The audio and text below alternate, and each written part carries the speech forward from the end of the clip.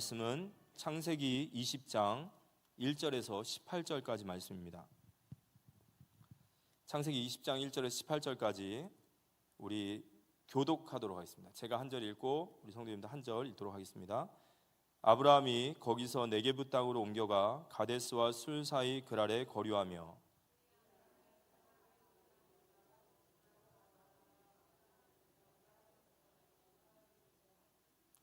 그 밤에 하나님이 아비멜렉에게 현몽하시고 그에게 이르시되 내가 데려간 이 여인으로 말미암아 내가 죽으리니 그는 남편이 있는 여자임이라.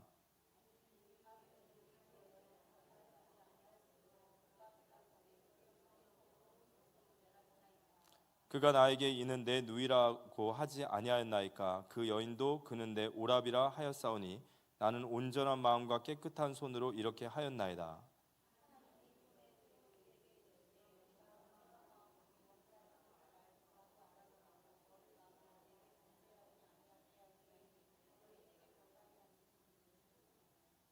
이제 그 사람의 아내를 돌려보내라. 그는 선지자라. 그가 너를 위하여 기도하리니 내가 살려니와 내가 돌려보내지 아니하면 너와 내게 속한 자가 다 반드시 죽을 줄 알지니라.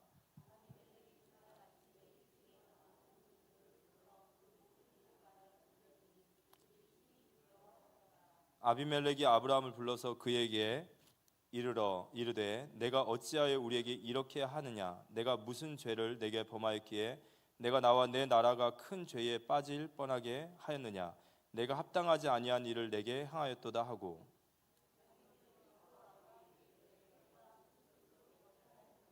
아브라함이 이르되 이곳에서는 하나님을 두려워함이 없으니 내 아내로 말미암아 사람들이 나를 죽일까 생각하였으며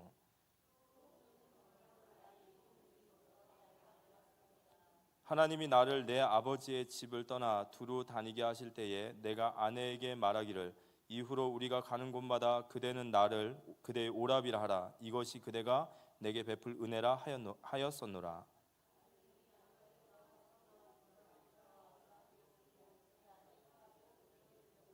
아브라함에게 이르되 내 땅이 내 앞에 있으니 내가 보기에 좋은 데로 거주하라 하고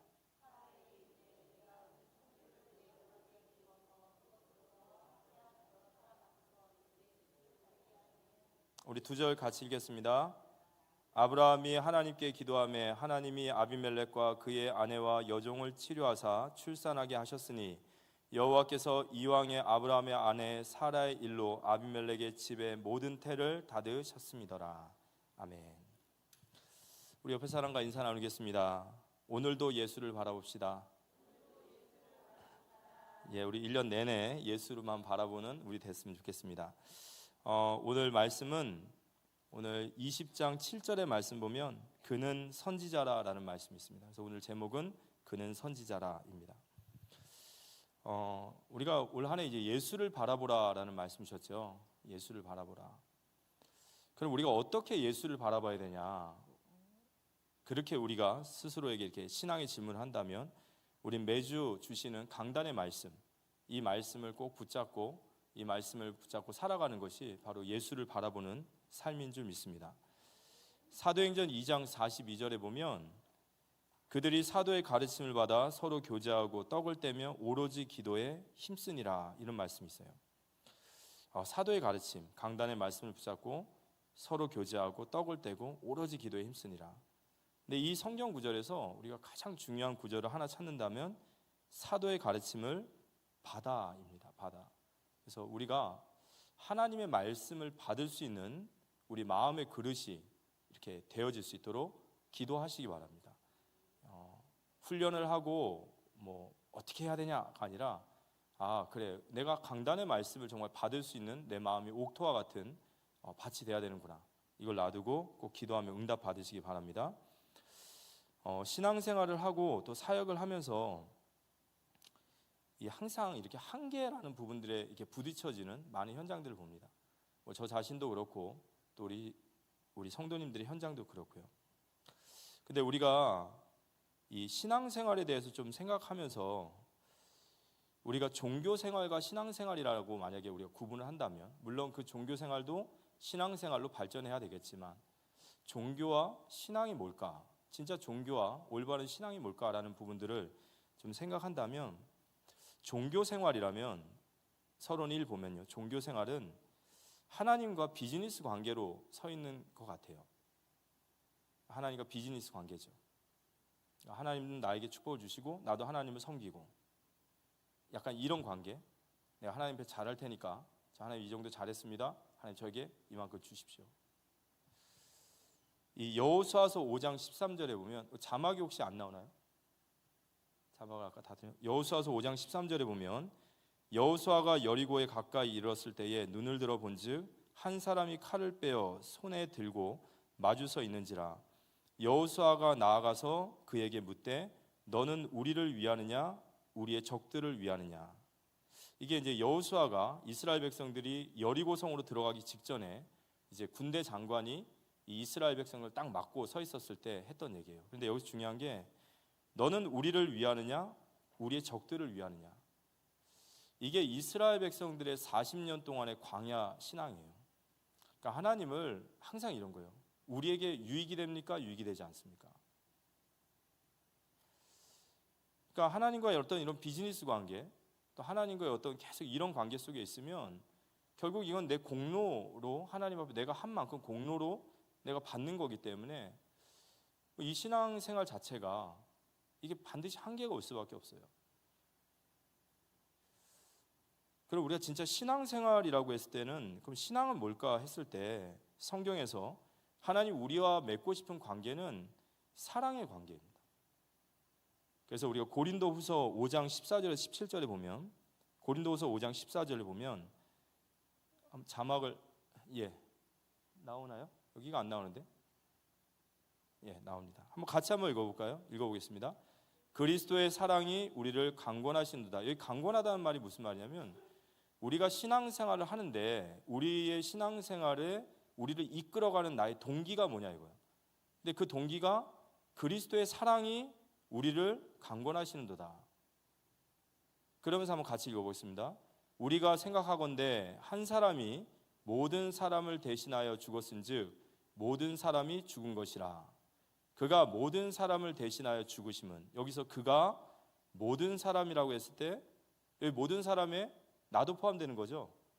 그가 나를 위하여 대신하여 죽으심은 살아있는 자들로 하여금 다시는 그들 자신을 위하여 살지 않고 오직 그들을 대신하여 죽었다가 다시 살아나신 이를 위하여 살게 하려 함이라. 그러므로 우리가 이제부터는 어떤 사람도 육신을 따라 알지 아니하노라. 비록 우리가 그리스도도 육신을 따라 알았으나 이제로부터 그같이 알지 아니하노라. 그런즉 누구든지 그리스도 안에 있으면 새로운 피조물이라. 이전 것이 지나갔으니 보라 새 것이 되었도다. 그리스도인의 시작은 그 은혜, 그 사랑이 우리를 강권하는 신앙으로 가야 됩니다. 근데 그 주님의 사랑은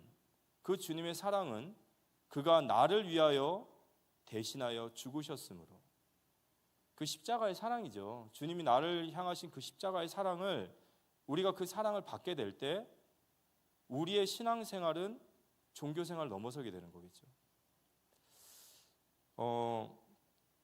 제가 이렇게 생각을 해봤어요. 이 현장에서 복음을 전하다가 양육을 하다가 이 그리스도의 사랑에 대한 이야기들을 할 때, 예를 들어서 그래요. 첫 이 새신자라고 생각해 보세요. 이 사람이 새신자인데 그리스도께서 당신을 위하여 죽으셨습니다라고 말을 해요. 이 사람은 너무 생뚱맞잖아요, 그렇죠? 아니 누가 날 위해 죽어달라고 했습니까? 뭐 이럴 거예요. 당신을 위해 죽으셨습니다. 왜 죽으셨습니까? 당신을 사랑하세요. 에? 나를 사랑하신다고요? 아니 그럼 나를 왜 사랑하십니까? 내가 너를 지었기 때문이다. 너는 내 것이기 때문이다. 이렇게 얘기를 해요. 그러면 이 사람이 지식으로는 알아들어도 마음으로 깨닫지 못할 것 같아요, 그죠?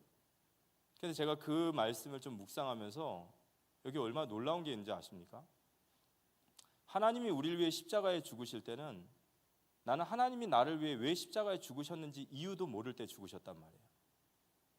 우리가 신앙의 철이 언제 드냐면 내가 아무것도 모르고 있었구나라고 깨달을 때, 그때 하나님 앞에 너무너무 죄송해지는 거예요. 그 주님이 나를 위해 십자가에 죽으셨는데 저는 어떠냐면 이분을 알지도 못했고, 여러분 생각해 보세요. 여러분이 어떤 호의를 베풀 때 그 사람이 여러분의 호의를 알아주는 사람에게 해주면은 그 가치가 있잖아요. 그걸 모르는 사람에게 그 호의를 하는 게 무슨 가치가 있을까요? 주님이 나를 위해 십자가 죽으실 때는 나는 죄인이었고 나는 그걸 알지도 못했어요. 알지도 못하는 나를 위해 십자가를 위해 죽으셨단 말이에요. 그리고 저의 신앙생활 동안 한 번도 그분은 그걸 생색을 내질 않으세요.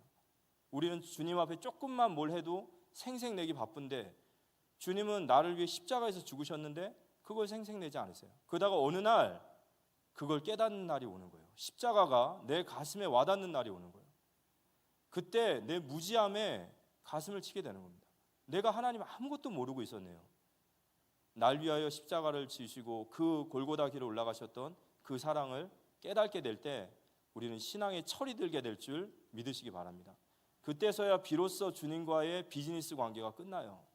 주님을 사랑하게 돼야 됩니다. 맞습니까? 주님을 사랑하게 돼야 그분을 위해 살아가는 것이 기쁜 거예요. 다시는 너희를 위하여 살지 않고 주를 위해 살라는 말이 내게 억압이나 내가 왜 그래야 돼요? 라는 말이 아니라 그게 나에게 당연한 말로 들릴 줄 믿으시기 바랍니다. 그때부터는 신앙의 한계가 없어져요. 그때부터는 기쁨이 있어요. 그럼 우리 어떻게 해야 될까요? 우리가 어떻게 주님을 뜨겁게 사랑할 수 있을까요? 그런데 그 방법 역시도 우리에게 있지 않다는 거예요. 요한일서 4장 10절에 보면 이렇게 나와 있습니다. 요한일서 4장 10절 같이 한번 읽어볼까요? 사랑은 여기 있으니 우리가 하나님을 사랑한 것이 아니요 하나님이 우리를 사랑하사 우리 죄를 속하기 위하여 화목제물로 그 아들을 보내셨습니다. 사랑은 우리가 하나님을 사랑한 것이 아니요 하나님이 우리를 먼저 사랑하신 거예요. 그래서 그 사랑을 구하십시오. 주님을 사랑할 수 있는 것은 주님의 사랑을 받아야 돼요. 그래서 우리는 기도하면 돼요. 주님, 내가 주님의 사랑을 더 뜨겁게 받고 나도 이왕 신앙생활하는 거 언제까지 내가 주님과 비즈니스 관계로 늘 그런 종교생활로 늘 그렇게 한계에 머물러 있는 신앙이 아니라 정말 나도 바울처럼 정말 나도 성경에 있는 주님 뜨겁게 사랑했던 사람처럼 변화되어지는 응답이 임할 수 있도록 기도하며 응답받는 우리 모두가 되어지기 기도합니다. 오늘 본문 첫 번째는 영적인 문제입니다. 아브라함의 영적인 문제인데요.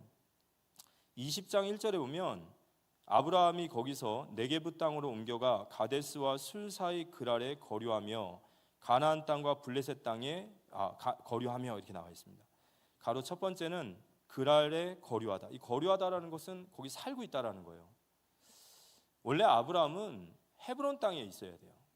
네게부 지역 헤브론 땅에서 하나님이 거기 있어라 한 땅에 있어야 되는데 아브라함이 남쪽으로 내려와서 지금 블레셋 땅과의 접경지인 그랄 땅으로 옵니다. 그런데 이 그랄 땅에 아브라함이 온 이유가 뭐냐? 이게 되게 중요하겠죠.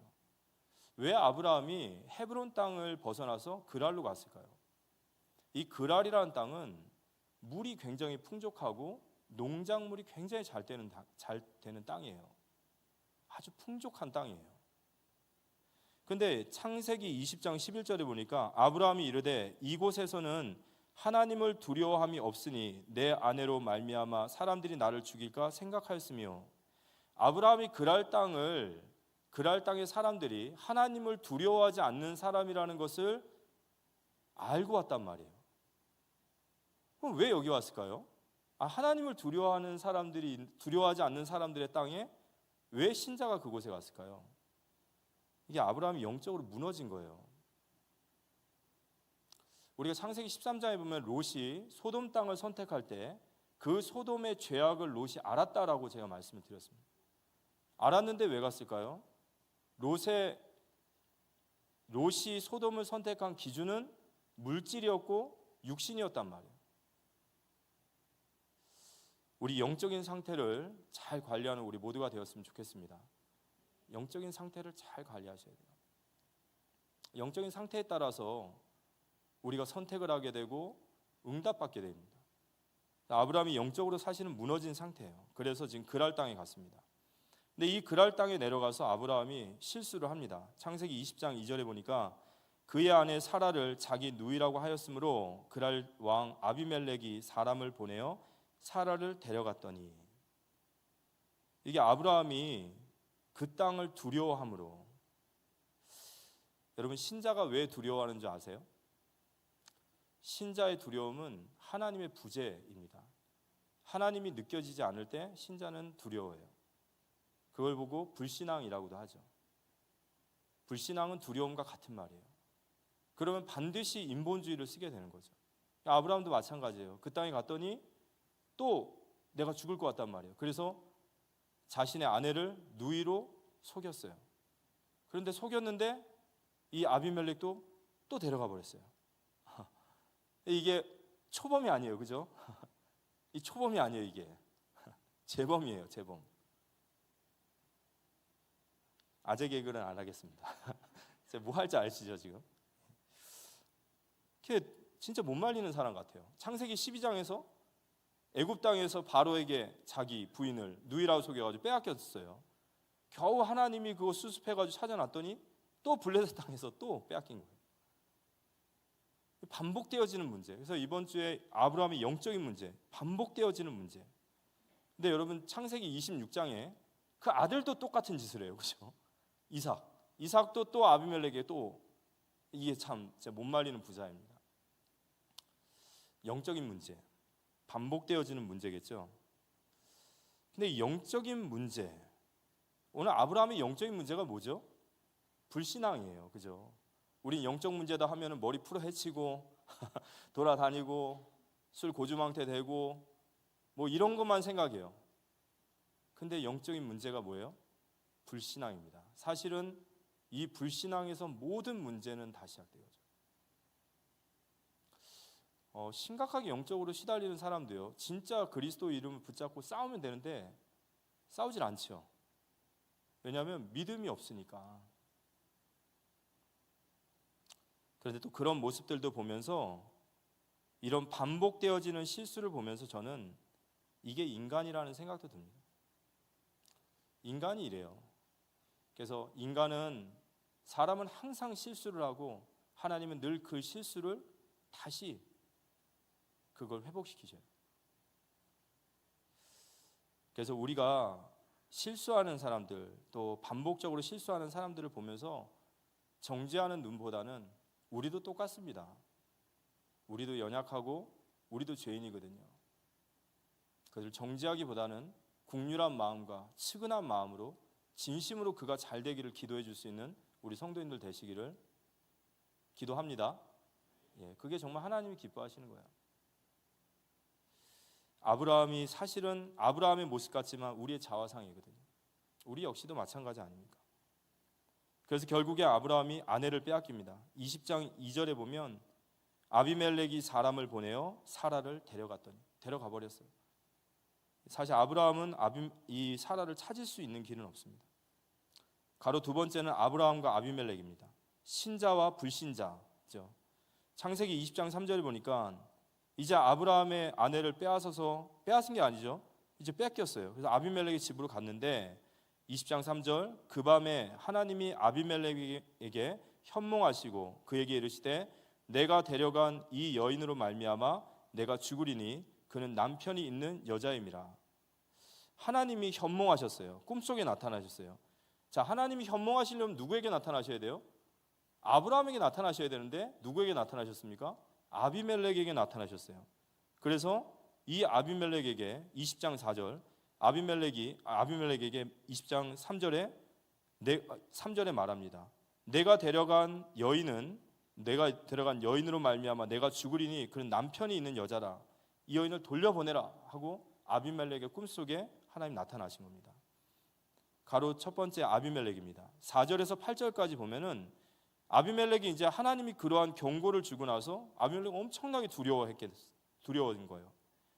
그 두려움 때문에 아비멜렉이 하나님께 말하죠. 4절에 보면 아비멜렉이 그 여인을 가까이 하지 아니하였으므로 그가 대답하되 주여 주께서 의로운 백성도 멸하시나이까.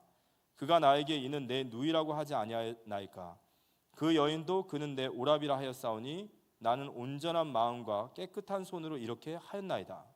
6절 하나님이 꿈에 또 그에게 이르시되 내가 온전한 마음으로 이렇게 한 줄을 나도 알았으므로 너를 막아 내게 범죄하지 아니하게 하였나니 여인에게 가까이 하지 못하게 함이 이 때문이니라. 이제 그 사람의 아내를 돌려보내라. 그는 선지자라.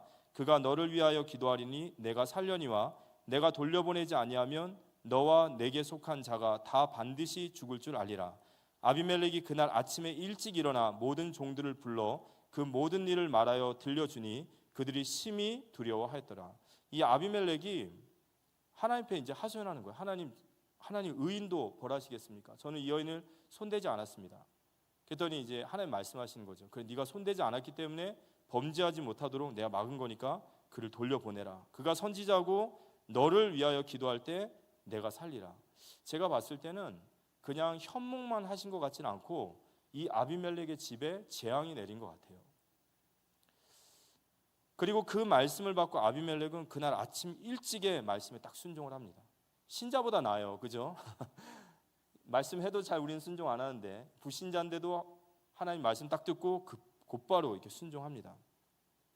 다음은 두 번째 아브라함입니다. 9절에서 13절까지 보면 이제 아비멜렉이 아브라함에게 이제 찾아갔습니다. 9절 아비멜렉이 아브라함을 불러서 그에게 이르되 내가 어찌하여 우리에게 이렇게 하느냐 내가 무슨 죄를 내게 범하였기에 내가 나와 내 나라가 큰 죄에 빠질 뻔하게 하였느냐 내가 합당하지 아니한 일을 내가 행하였도다 하고 아비멜렉이 또 아브라함에게 이르되 내가 무슨 뜻으로 이렇게 하였느냐. 이제 아브라함이 변명을 합니다. 아브라함이 이르되 이곳에서는 하나님을 두려워함이 없으니 내 아내로 말미암아 사람들이 나를 죽일까 생각하였으며 또 그는 정말로 나의 이복 누이로서 내 아내가 되었음이니라. 거짓말입니다. 하나님이 나를 내 아버지의 집을 떠나 두루 다니게 하실 때에 내가 아내에게 말하기를 이후로 우리의 가는 곳마다 그대는 나를 그대의 오라비라 하라. 이것이 그대가 내게 베풀 은혜라 하였느라. 이 아브라함이 변명을 하는데 이 변명이 진짜 구차해요. 그리고 정말 주일날 목사님 말씀하셨던 것처럼 이 불신자 아비멜렉에게 이 신자 아브라함이 책망을 듣고 있는 그런 모습들입니다.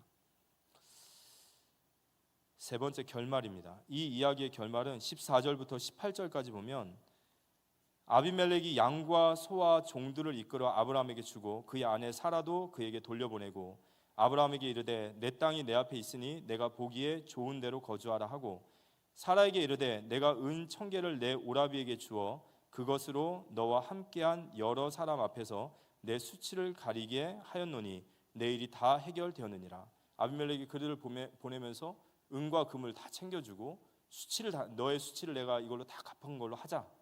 마치 옛날에 애굽의 바로왕이 은과 금을 싸서 보낸 것처럼 이런 모습이 됐습니다. 그리고 17절 18절에 보니까 아브라함이 하나님께 기도하매 하나님이 아비멜렉과 그의 아내와 여종을 치료하사 출산하게 하셨으니 여호와께서 이왕에 아브라함의 아내 사라의 일로 아비멜렉의 집에 모든 태를 닫으셨음이더라. 여기에 딱 어울리는 성경 구절 제가 하나 드릴까요? 너를 축복하는 자에게는 축복하고 너를 저주하는 자에게는 저주하리라. 아멘? 아멘 하셨어요? 양심도 없게. 자, 오늘 질문. 여러분, 아비멜렉과 아브라함 둘 중에 누가 의로워 보이십니까? 제가 봤을 때 100명한테 물어보면 100명 다 아비멜렉이라고 해요. 그죠? 이 아비멜렉은 의로운 사람이에요. 진짜 이 사람 말 그대로 깨끗해요. 거기에 비하면 아브라함 어떻죠? 이 진짜 아브라함 이 사람은 정말 왕 찌질해 보여요. 신자도 뭐 아마 이런 신자 만나면 그럴 거예요. 야, 내가 네 때문에 예수 안 믿을 거야. 뭐 이럴 거예요. 그죠? 우리가 세상 살다 보면 진짜 불신자들도요. 정말 나이스하고 좋은 사람 많아요. 그에 비하면 신자들은 정말 형편없고 정말 상식 이하의 사람들도 있어요. 두 번째입니다. 그는 선지자라. 오늘 말씀인데요. 이 선지자라는 단어는 히브리어로 나부 또는 나비라고 합니다. 20장 7절에 보면 이제 그 사람의 아내를 돌려보내라. 그는 선지자라. 그가 너를 위하여 기도하리니 내가 살려니와 내가 돌려보내지 아니하면 너와 내게 속한 자가 다 반드시 죽을 줄 알지니라.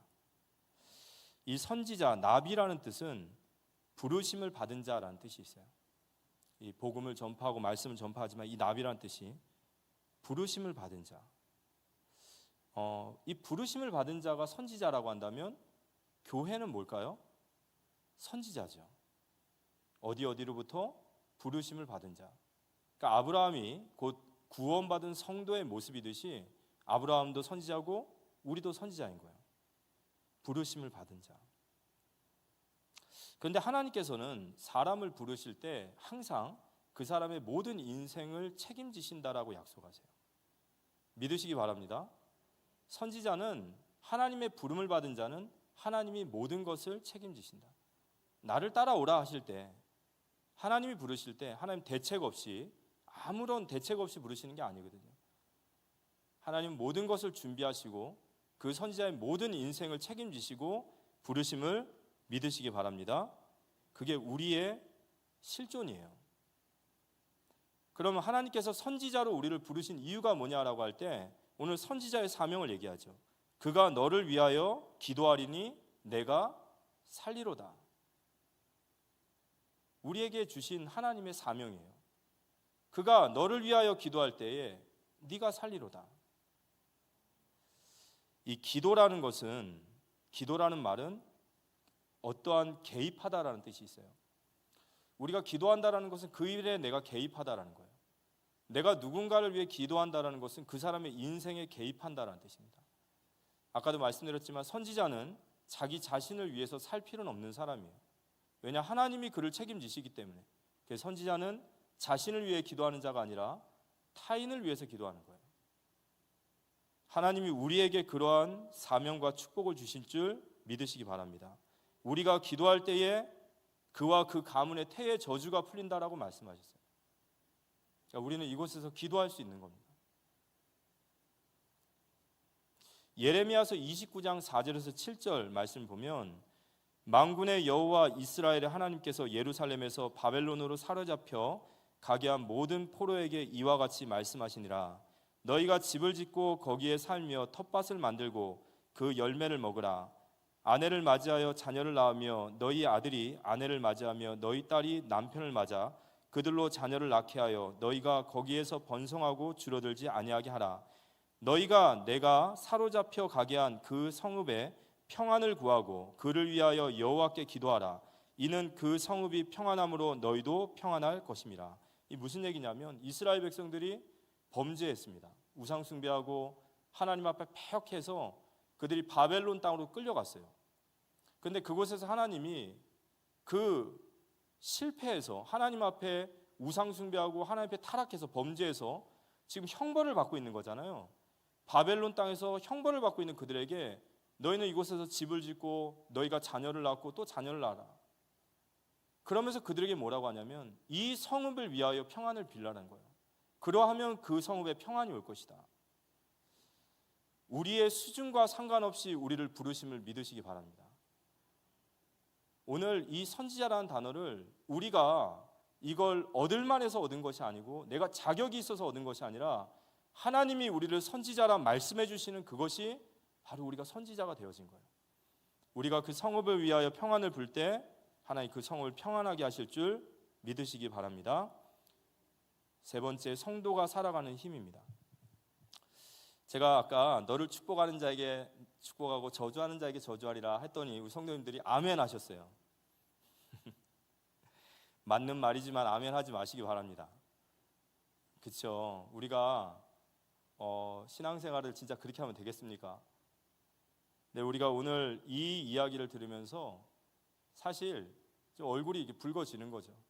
왜냐하면 진짜 아브라함은 정말 모자란 짓만 하고 진짜 하나님 얼굴에 정말 먹칠하는 짓만 해요. 근데 하나님은 한결같이 아브라함이라는 거예요. 그냥 계속 아브라함이라는 거예요. 그 편애적인 사랑이 반대편에 있다면 아마 막 시위할 것 같아요. 하나님 그렇게 공정하지 못하게 그럴 만큼 그냥 하나님은 아브라함이라는 거예요. 아브라함을 건져내시고 아브라함을 살리시고 그 편애적인 사랑. 근데 이러한 편애적인 사랑이 아니라면 우리의 구원을 설명할 길이 없는 거예요. 주님이 우리를 향하신 사랑을 우리가 바로 알아가기를 기도합니다. 우리의 공로와 노력이 아니죠. 그분의 편애적인 사랑, 그 사랑이 나를 구원하신 거예요.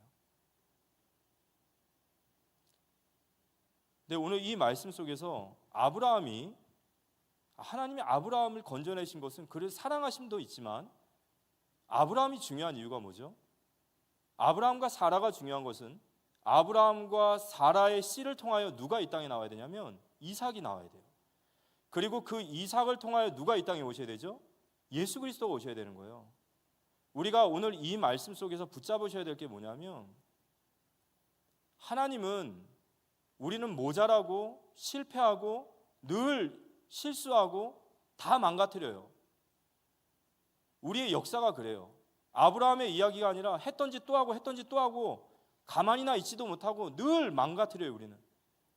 그런데 하나님은 우직하게 하나님의 일을 해나가시는 분이신 줄 믿으시기 바랍니다. 우리의 연약함과 우리의 불신앙과 우리의 불순종과 우리의 실패와 상관없이 하나님은 우리를 위하여 그리스도를 보내시기로 한 그 약속을 우직하게 지켜가신단 말이에요. 그럼 우리가 이 땅에서 누구를 붙잡아야겠냔 말이에요. 우리가 누굴 붙잡고 살아야겠습니까? 마음이 이랬다 저랬다 하는 세상 붙잡고 내 마음 붙잡고 살아야겠습니까? 아니죠. 한결같으시고 신실하신 그 하나님을 붙잡는 우리 모두가 되어지기를 기도합니다. 그리고 또 하나, 오늘 이 말씀을 들으면서 저는 이런 생각이 들었어요. 아브라함은 아무리 실수를 하고 아무리 죄를 져도 이상하게 하나님 그를 축복하셔요. 그래서 우리가 생각하기에 신자는 아무리 죄를 짓고 아무리 실수를 해도 하나님 무조건 내 전적인 편이시고 나를 축복하는 자 축복하고 저주하는 자 저주하는 이런 치트키와 같은 하나님이시기 때문에 나는 죄를 져도 하나님 날 무조건 용서하시는구나 라고 생각할 모자란 신자는 없다고 믿습니다. 아멘. 그렇게 생각하는 성도는 없을 거라고 믿어요. 우리가 오늘 이 말씀을 받을 때 어떻게 받아야 될까요? 저는 이 말씀을 묵상하면서 이런 생각이 들어요. 오늘 우리가 모두 다 얘기했어요. 100이면 100 다 아비멜렉이 나요. 아브라함 쓰레기 같은 인간이에요. 우리가 좋게 얘기했지만 상황을 한번 보세요. 자기 살겠다고 부인을 팔아요? 2번이나? 그런 쓰레기가 없습니다. 세상 사람들 다 손가락질하고 아브라함 자신도 자신을 보면서 네가 그렇지, 네가 뭘 할 수 있겠어, 아마 그런 인간이에요. 그런데 그런 인간을 향해 하나님이 선지자라 말씀해 주시는 거예요. 모든 사람들이 이 사람에게 손가락질하고 모든 사람이 저 인간 아니라고 말하고 나 자신도 나를 봤을 때 내 꼬라지가 아닌데 아니야, 너는 내 선지자야. 너는 내 거룩한 선지자야. 네가 그를 위하여 기도할 때 그가 살아나게 될 거야. 저는 여기서 어떤 모습이 뭐냐면 하나님이 부끄러워하지 않으신다는 거예요. 우리가 우리의 모습을 보면은 부끄럽고 한없이 짝이 없는 인생들인데 하나님은 모든 사람들 앞에서 아니 그는 나의 선지자야. 부끄러워하지 않으시는 거예요. 거기에 저는 감사가 되고 거기에 저는 눈물이 나는 줄 믿습니다. 우리 성도가 무슨 힘으로 살아가야 될까요? 우리가 이 땅에 살아가야 될 이유가 아무것도 없더라도 나를 그렇게 봐주시는 하나님을 안다면 우리는 우리 인생 막 살 수도 없는 거고 우리 인생 포기할 수 없는 줄 믿으시기 바랍니다. 그 하나님이 나를 응원하시고 그 하나님이 나를 바라봐 주시고 나를 선지자란 말씀해 주시는데 내가 어떻게 다른 길을 갈 수 있겠습니까? 저는 이 속에서 성도가 변화된다고 생각해요. 사람이 변화되는 것은 교육이나 행정이나 이런 거 아닙니다. 주님의 사랑을 받고 주님의 깊은 마음을 헤아릴 때 그 사람의 근본적인 내면이 변화될 줄 믿으시기 바랍니다. 신앙의 철이 드는 우리 모두가 되었으면 좋겠습니다. 오늘 결론적으로 말씀을 드리면 이 아브라함의 이 실수, 이제 부인을 빼앗겼어요. 이걸 찾을 수 있는 길은 없습니다. 아비멜렉이 동네 형이 아니에요. 블레셋 왕입니다. 찾을 길은 없습니다. 근데 찾을 길은 딱 하나예요. 하나님밖에 없어요. 그 하나님 앞에 엎드려지는 우리 모두가 되어지기를 기도합니다. 두 번째는 정말 자격 없고 부끄러운 말이지만 주님이 우리를 그는 선지자라 말씀해 주셨습니다. 그 선지자가 기도할 때에 그가 살아나리라 하셨습니다. 그 사실을 믿으시기 바랍니다. 제가 이번 한 주간에 이렇게 현장에서 말씀 전하고 다락방 하면서 기도할 때마다 이거 기억했어요. 하나님, 제 수준과 제 능력이 아니라 주님이 저를 선지자로 불러주셨기에 제가 기도하면 주님 그가 살리라 하셨으니까 주님 저의 기도를 받아주십시오.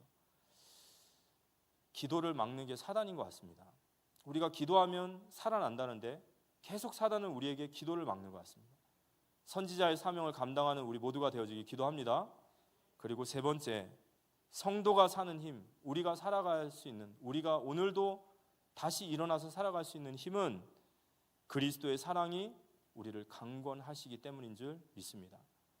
계속해서 그리스도의 복음 속으로, 그 복음의 가장 핵심인 주님이 나를 얼마나 사랑하시고 그 주님이 나를 어떻게 보고하시고 거기에 우리가 정말 감격하고 우리 심령이 붙들려져서 우리의 신앙도 한계를 넘어서고 주님을 뜨겁게 사랑하며 나아가는 그런 우리 모든 성도님들 되시기를 살아계신 예수님의 이름으로 기도합니다. 우리 찬양 같이 드리신 후에 우리 같이 기도하는 시간 갖도록 하겠습니다. 예수